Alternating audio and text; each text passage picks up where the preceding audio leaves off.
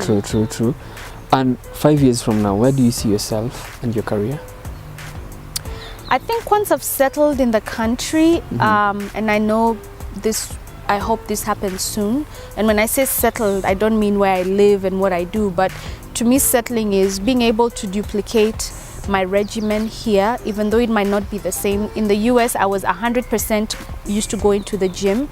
Like I said before, I'm running experiments, so I'm trying some home workouts, then I mix it up with the gym. So I'm trying to find a good way to create a process that makes things sustainable here for me. Once I do that, then I think I'll be more open. I'll be ready to probably own my own gym so I can help others create their regimen. And when you moved back to Kenya, how did people react when seeing you? Maybe in the streets, maybe just going somewhere traveling. So the surprising thing is when I moved back in Kenya a few months ago, I didn't realize like people knew me. I knew fine, people like your pictures on Facebook, but to me that doesn't mean anything. But there was more, oh, I follow you on Facebook or Instagram, thanks for motivating me. So when I meet people and I get that reaction, I'm happy that I'm sharing and helping change people's lives. Yeah. And were they commenting on your physique, or maybe were they astounded? Yeah. When I first moved back, I remember I was very lean. I was probably at 14% body fat. My stats were smaller than obviously now. Yeah, and people would say, oh, you look great. People always ask how old I am and get surprised when I tell them I'm turning 36. They expect me to be 28, which I wish I could be. So all those things, they make me feel good. Yeah. And have you settled in Kenya so far? For those years you've been here? I just said I'm trying to I've settled down as far as living, but I haven't settled when it comes to my duplicating my health regimen. And on your personal life, are you dating right now? You know, since I moved back to Kenya, I've been so busy. I haven't had time to date. I keep hearing it like from my mother, like at least twice a week. She'll be like, why are you not going out? You need to go find a husband. I know, fine, typical African parents, but I just feel as though I don't have the time. I do need to be dating. You're 36. I'm 36. Thanks for reminding me. I do want kids. I want family. I want a husband and kids. Most people get surprised. They think I never want to have kids, which surprises me. But yeah, I want to be a mother. I want to be a wife. But I never stress about things that are beyond my control. I always say when the time is right, he'll show himself or I'll show myself to him, whatever the case. Are you considering now? Maybe have you looked? I haven't looked because I don't have time. But if you can collect CVs for me, fine. I can so filter. You've never had any approaches from men out in Kenya so far? I haven't had someone approach me in Kenya. Okay, fine, a few here and there, but I don't go out at night. I don't club. So my idea of going out is very different given that I don't consume alcohol. You know, to me it's going out with friends to dinner.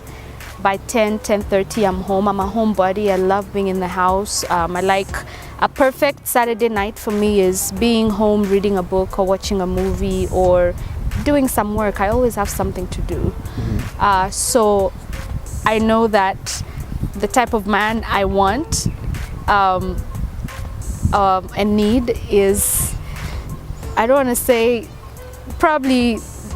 there are probably very few Kenyan men who would mesh well with my lifestyle. You know, I definitely would want to be with someone who pays attention to their health, who might work out, who doesn't drink, who isn't into partying. I love to travel. I've traveled across the world. So you don't drink? You've never drunk? I tried drinking in college, experimenting, but it didn't stick. It didn't stick? Yeah. Nice. And who's like, tell me your ideal guy and ideal date. Or are you focusing on my dating style? Because it's shocking for me that you're 36 and Really, Muraidi? when was your last date? When was your last date?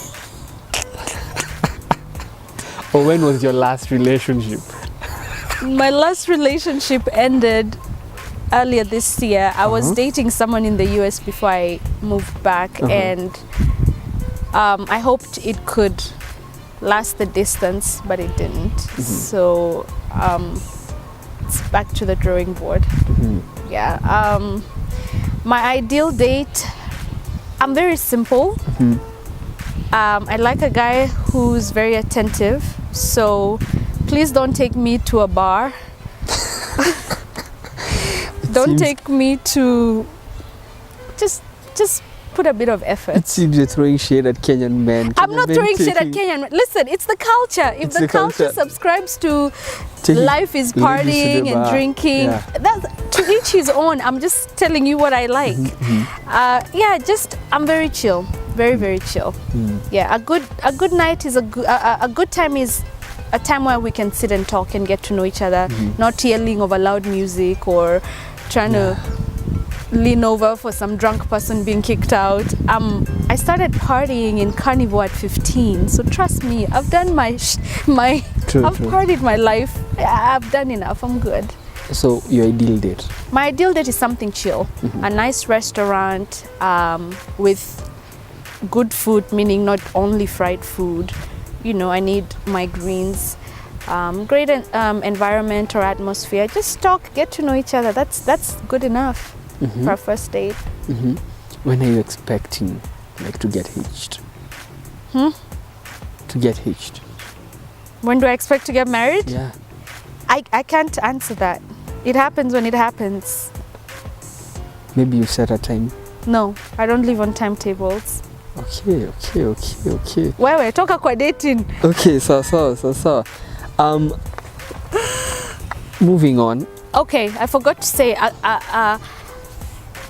when you ask about a guy, I find I'm attracted to men who are very confident. Confidence is a big thing for me. You must be able to speak your mind, hold your own. Confidence is big, on top of all the other things I said. Yes, thank you. True. Are you there? Are you listening? Come find me. Yes, after this interview, you might be checking the comments on this. The guys Mr. Perfect, uko wapi wewe? A guy who works out completely. And is this program that you're actually doing it right now, the 10-day detox? Yes. Tell me more about it. So the 10-day detox is a way to cleanse your body as well as reset your taste buds. So this is what happened. When I moved back to Kenya and started consulting people for nutrition, I found that when I tell people to stop eating bread and mandazis, cut back on alcohol, some people love tea, or not eat certain things, they were struggling. It was super hard. So I had a few people try do a detox. I created a detox. And what the detox does is it cleans you from the inside, and it actually cleanses you to a cellular level. By the time you're done with the detox, the things you had dependencies on or that you were addicted to, like coffee or alcohol, some people are addicted to chapos, you find that after the 10 days, your palate doesn't want those things anymore. You might now want more spinach, more healthy food. So after doing this for a few people, I realized that the moment people see progress, they commit. The moment I tell you don't eat these things and then you don't see any progress, you give up and you just throw the plan out. So I created the 10-day detox to jumpstart healthy eating. So I advise my clients, before you start the clean eating program, do the 10-day detox, see some progress, feel great, have your palate cleansed and more open to clean food, then start the program. So I launched the book 3 weeks ago, and it's a digital book. So it's been great, but I realized that I'm now forcing my followers to do something they haven't done, which is buy a digital book. I've been trying hard to support them when they have issues. I have a support team, but the reception has been great, and I think anyone that's looking to start eating clean, they should start with the 10-day detox. It's getting raving reviews, like people are doing really well. Yes, everyone, even I should start. Even you should start. Yeah, why should people do it anyway? So there's certain things that people live with and assume or make it part of their life or assume it's normal. For example, there are people who suffer from chronic constipation, chronic fatigue, always tired, people who can't sleep at night. You wake up in the morning feeling exhausted, anything health related, being bloated. There's so many things going on with our bodies that we've accepted and that really have everything to do with food. So this detox helps take all that away, and it kind of resets you and reminds you what your life was before these things start creeping in. And the thing with health is you don't see the problem coming. You just wake up one day and it's there. So this is a good way to kind of reset your body from all these things. Yes. Nice. I guess everyone will try it out. Where should people find it? The detox is available on my webpage, janewmukami.com/10-day detox, 10daydetox. If you can find it there, I have a 10-day detox Facebook group. Go in there and see people's testimonials. See people, talking about losing 10 kgs in 10 days. Now So, where are we? On the 21 days of change. Could you actually tell me more about it? Okay. So the 21 Days of Change is a Facebook group. It's a women's only group.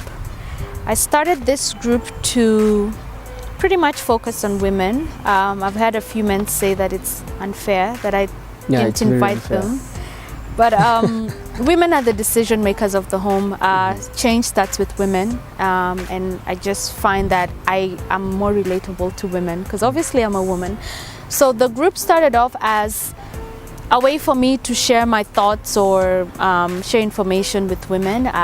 We have monthly challenges where I get to pick out some things for the women to do, and it's grown pretty fast. It's probably 8 months, we're probably at 45, almost 50,000 women.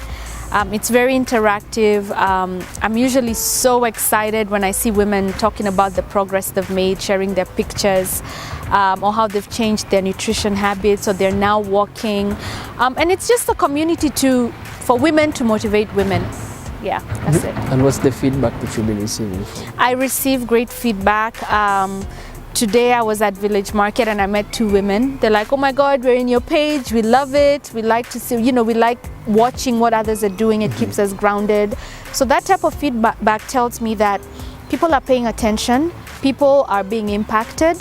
And it's my way of trying to give free information to my Kenyan women in a contained way. Even though it does, out of every group, there'll be a bunch of bad apples or negative people, but I think in general the group is a good group. Nice. And what do you think of ladies getting breast implants or butt shots? Breast implants, butt shots, lip shots, anything to do with the body, honestly, I don't judge people. It goes back to, is that what makes you happy? Does that make you feel okay? Everyone's life is their own. People need to stop crossing on other people's lanes and calling them out. Everyone should just focus on their life. I don't judge. If that's what they want to do, go for it. And as we conclude, there's this trending topic that was actually on last week, the Mugo Wairimu story. What was it about? What's your opinion? What was it about? It's about this fake doctor who was actually recorded on TV, some investigative expose by Citizen TV. What was he doing? Sedating a patient, then raping her. Now that is evil. Like sedating patients to take advantage of them is It's unacceptable. If they had do they have the death penalty in Kenya? Yeah. No, they do. It's inhumane. Like, something's totally wrong with him. I don't know if taking him to Mathare for the rest of his life would be the right thing to do, but there needs to be like a form of punishment for that. It's not right. It's not right at all. Okay. Any final words as you look into the camera? Advice to people, where to find you? My last words would be, it's important for people to realize being healthy is a journey. It's not something you start and stop. It's something that you start and keep going.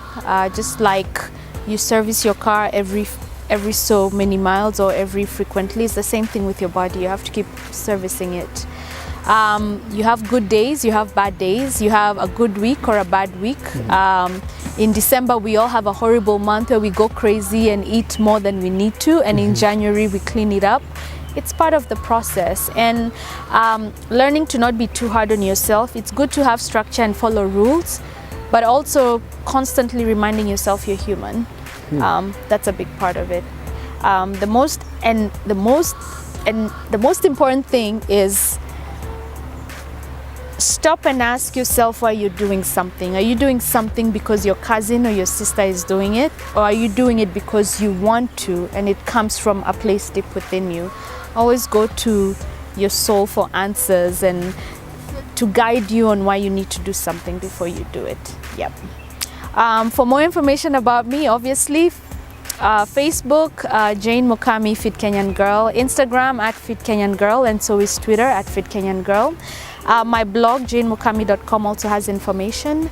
To reach me personally, you can send me an email, transform@janemukami.com. Bye.